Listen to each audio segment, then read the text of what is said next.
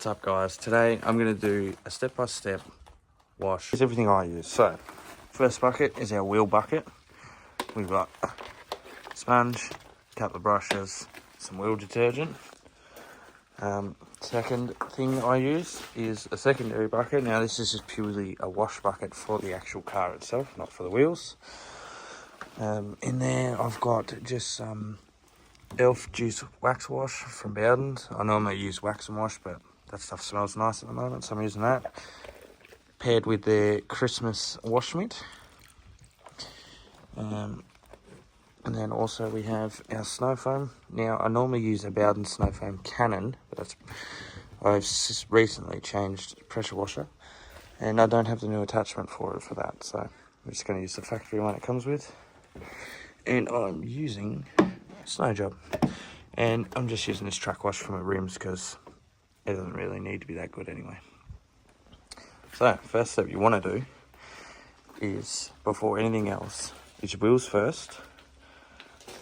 So that way you're not spreading all the wheel gunk and crap back up the car again. So we'll wash that and then we'll move on to our snow foam.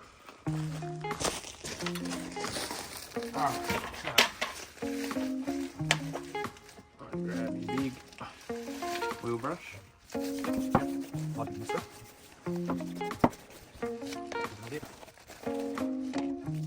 Use this little sleek brush here to sweep it. With some light. Especially if you're under easy, because my dirt rust sits there.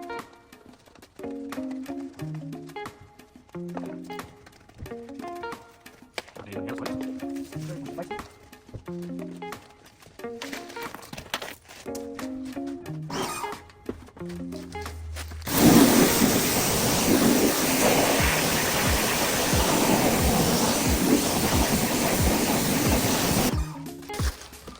Alright, there you go, one wheel done. Now normally, this sort of brake dust shit can be caked on. I would normally use Wheelie Clean or some other form of wheel cleaning product to help lift all that iron and crap out. But I currently don't have any, hence why I'm not using it. So any spots like that you miss, just come back in, grab your brush, go over them again.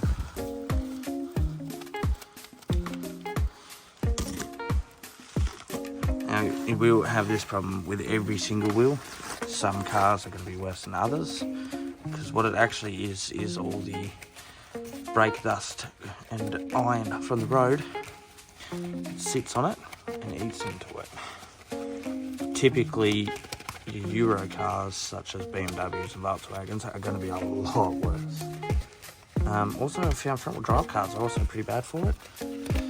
But, yeah.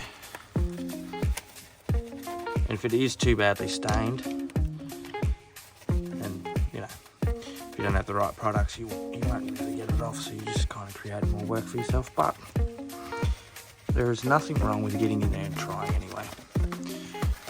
What I have noticed is the younger community who are into cars not really following the same sort of steps that people my age are. Which I know it sounds kind of boomery, but that's not how I mean it. Just I've noticed with some of the younger people I've observed who are into cars that wash them, don't run a 2-bucket wash method. They don't run a separate wash method for their wheels. They just run like a $1 sponge and some shitty car wash. And, you know, if you're into cars and you want it to look good, your products will help. They are expensive, and I get that. Hence why I don't have wheel cleaner at the moment.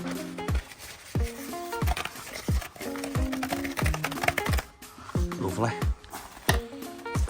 So, as you can see, there is still a bit of staining in there, but that's looking a lot better than that. So, that's very flat, very boring, very yuck. So this is very shiny, very nice. Okay, now that all 4 of our wheels are fully done, get to move on to my next part, which is also my favourite part, which is the snow foam. Now I've noticed some people won't go for the snow foaming option, which If you don't, it's not the end of the world, but however, see all of this stuff that's on top of the car here. If you're not using snow foam to then first agitate that and bring it up to the surface and knock it off, once you move on to your hand wash, all you're going to be doing is all this dirt and stuff still on the car is just pushing it into the paint, which is going to cause micro swirls and scratches. So if you want to prolong your paint, look after it the best you can. You need to do this touchless wash step first. So we're going to do that now.